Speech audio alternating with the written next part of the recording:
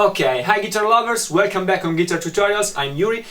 Today we're very lucky because we have in our studio one of the most appreciated guitar players of our time. He's young, but it's already considered a rising star. Mr. Eric Steckel, thank you Eric for being here with us. Appreciate it. You have just completed your Italian tour.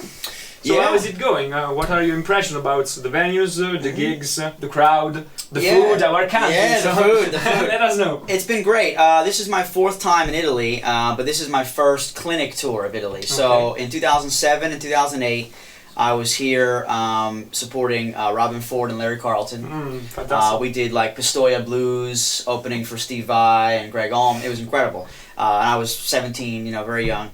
And then I came back in 2014 and I did just one, it was just a fly date. We did one festival in the south, Manfredonia, I think. Manfredonia, okay, nearby. Yeah, and then it's been since then that I've been here, so I haven't been back since. And then I started playing Mezzabarba amps, and Pierangelo said, let's set up a tour where we can really show off what the amps are supposed to sound like, And he kindly invited me here and introduced me to his family and friends, and we went around a lot of Italy. We covered a lot of different territories. And how long did you stay here? 2 weeks. 2 weeks. And before that, him and I were in LA together doing the amp show in LA, and so it was it's been almost a month now of just kind of promoting Mezzabarba and also Nags and everything. So it's been great to be here again. It's been too many years since I've been here, and the crowds have been great. We've had good turnouts for the clinics, and they're not even full band shows. They're just me talking and how to play. Yeah, sometimes no microphone even. Just really just like talking to your friends. Oh, fantastic! But we've had a great time. The food's been amazing. The people have had great questions, and a lot of people are learning about gear they didn't know about before. So it's great. So your first year in Italy when you was a teenager, but have you ever listened to some Italian guitar players? Well, it's funny because there was a guitar player that years ago, Marco Scoli, am I pronouncing it right? He's kind of well known in America actually, probably one of the few Italian players that has some fans in America. So I had a good friend of mine who was a player, and he was into Marco, and I didn't realize, Marco is a Mezzabarba guy. Ah, okay. I didn't, that was a total coincidence. I didn't realize that until we were in Rome doing Musica Expo just last week, and he was one of the artists playing Mezzabarba. So that was cool. That was kind of a cool connection that I didn't know about. But he's one of the only ones that I really know about. I think in America, you hear mostly about the British and American players. I think it's rare that, I'm not sure why, but I think just because there's so many people in America. Almost 400 million people. So it's a lot. A lot of guitar players. I think probably 100 million of them are guitar players, So yeah. Now, classic question, what are your favorite guitar players and why? If I had to pick one, Gary Moore. Because to me, Gary Moore has everything that I look for in a guitar player. Tone, feel, blues, metal, rock, jazz. He's pretty much the guitar player's guitar player. And everything he did, no matter a Strat, a Les Paul, it all had tone.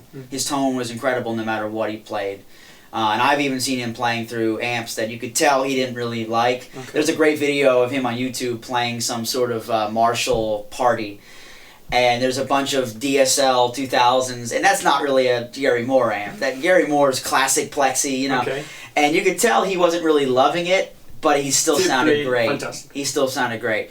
But if I can pick more than one, for me it would be like Stevie Ray Vaughan and Eddie Van Halen. Those two together is sort of what I always aspire to sound like. The blues and the metal, and That's three idols. Three of my idols right there. I would say top three. So we are going to talk about your Mezzabarba. Can you show us this amp and your pedal board if you have a pedal board? Right. So, well, I'll start by answering the pedal board question and say my pedal board is right here. The volume pot is where I get 7 or 8 sounds. So I'm using a Mezzabarba Trinity amp, amazing high gain amp, and this amp has 3 channels, but I only use one channel. I use the red channel with almost everything on 10. So I have drive, overdrive, bass, mids, always on 10. Always, no matter what the gig, what the venue.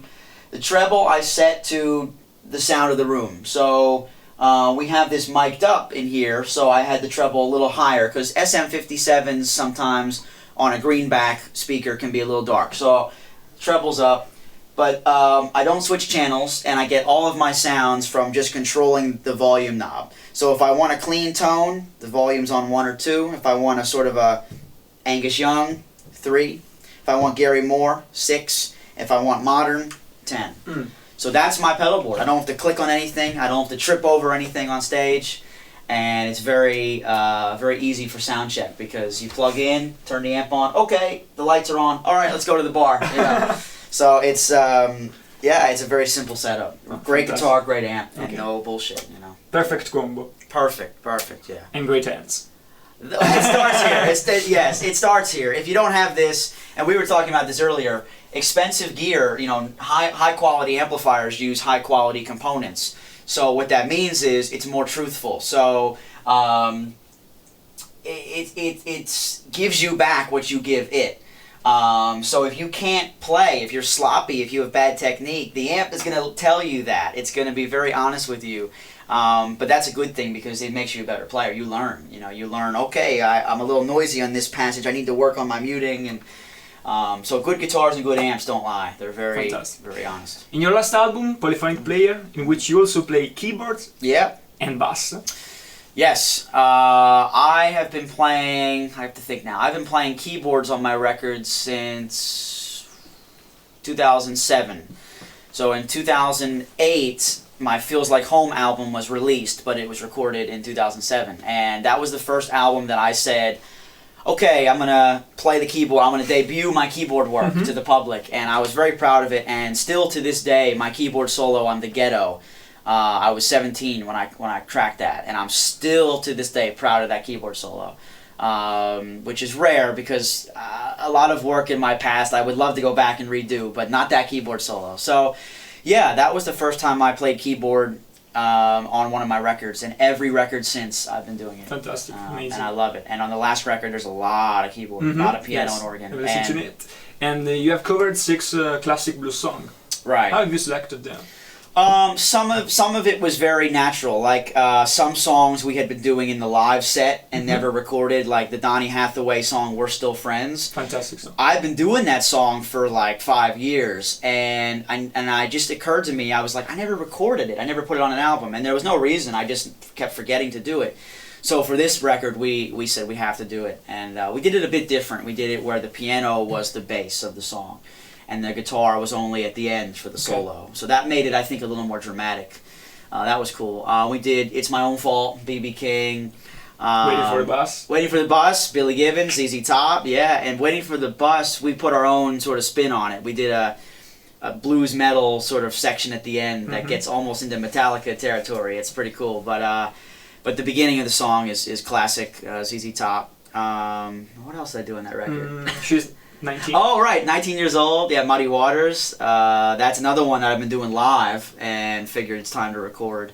So yeah, I think the choice of the songs for that album was because there was stuff that we'd been doing in the live show that people loved, you know, and we just figured it was time to record it. And I played all the instruments except for the drums. Fantastic. So, yeah. Where can we listen to it? On Spotify? Everywhere, yeah. You can buy it on Amazon. Okay. You can get the physical copy for folks that want, you know, the real product. iTunes, Spotify, Amazon also has MP3. Just anywhere you would get music, anywhere. Polyphonic Prayer, let's remember it. Polyphonic Prayer, yeah. So now what are your future plans? Are you still already writing new songs? Will you come back to Italy soon? Yeah, so I've been writing this summer a lot, and then I came, you know, on tour in Italy, and so when I come back from this tour, the next immediate focus is wrapping up all the songs. I mean, I have most of them almost done, and I have this next record is going to be great because I have too much material, and that's a good problem to have. When you go into the studio with 18 or 20 songs, and then you can cut 10 and go just 10, I mean, that you're really getting the best of the best then, you know. A lot of my other records I go in with just enough. and that's cool. Now you have to select. Yeah, and selecting is gonna be better because I can. There's gonna be songs that you go, yeah, they're good, but they're not great. Mm-hmm. So I think the next album will be hopefully great because I'll have the best. Yeah, I'll be able to select the best. So that's good. So when I go home from this tour, the main focus for the next 2 months is the new album. Okay. I only have a few shows. I'm not too busy with touring, so I can really focus on the writing, the recording, the production. And my plan is to have the album out very early 2020. And then I come back on tour in Europe March 2020. I hope there will be an Italy date on that tour. If there isn't, there definitely will be one in the summer. Okay, so we can listen to your new songs live next year. Yeah, I'd be very surprised if I don't come back to Italy next year because I know we have an agent in Italy working on it. So okay, fantastic. Yeah, so and I love coming here, so I'll insist on it. Okay, yeah, thank you. Yeah. You've just recorded a series of lyrics for Guitar Tutorials. The videos will be published soon. Can you give an anticipation of what you have played for us? Sure. So we did it very informal. So basically I sat here and I just played passages. And I played the way I would play in my social media videos and things. And what I would do is just talk about where the licks came from, why I do the licks, slow them down, show you how what key they work well in, what chords they work well over top of, and you know it's a bit fast paced. I'm not really I don't have a history as being a guitar teacher, so for folks who are gonna purchase the session and watch, you might have to watch it a few times because I talk fast and I play fast. But hopefully you learn a little bit of the history of where blues metal came from and why I play the licks I play, and I also was showing you how to get more texture out of your playing, not using the pick too much, using hybrid picking, using the guitar's volume knob. And also, the biggest thing I think that I stressed in this particular session was how to not take your hand off the neck when you're playing, how to make smooth transitions from, the bottom of the neck to the top of the neck, which is, I think, a big part of playing live. You're playing guitar, you have your eyes closed. You don't want to always be staring at the guitar neck.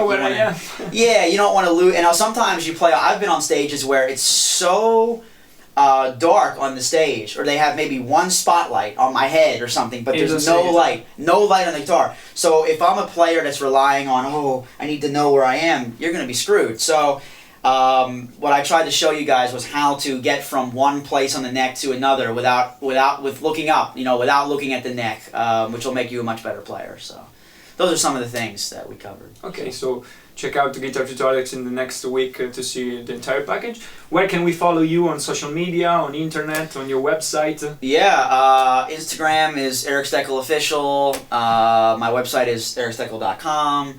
Facebook, just type in Eric Steckel, it comes up. Basically, just type in my name anywhere. Spotify, yeah. And to listen to your old album. Right. We have several albums on there, and even if you spell my name wrong, Google automatically corrects it. Fantastic, Google. Thank you. Yeah, well, because Steckel is a very German-sounding name, so some people are like, how do I spell that? But it'll correct you, so you don't have to worry about spelling it right the first time. So you'll find me. Okay. Yeah. Thank you, Eric, for being with us. Appreciate it. We hope to see you back in Italy next year. Yeah. Keep following Guitar Tutorials, and thanks for watching. Bye.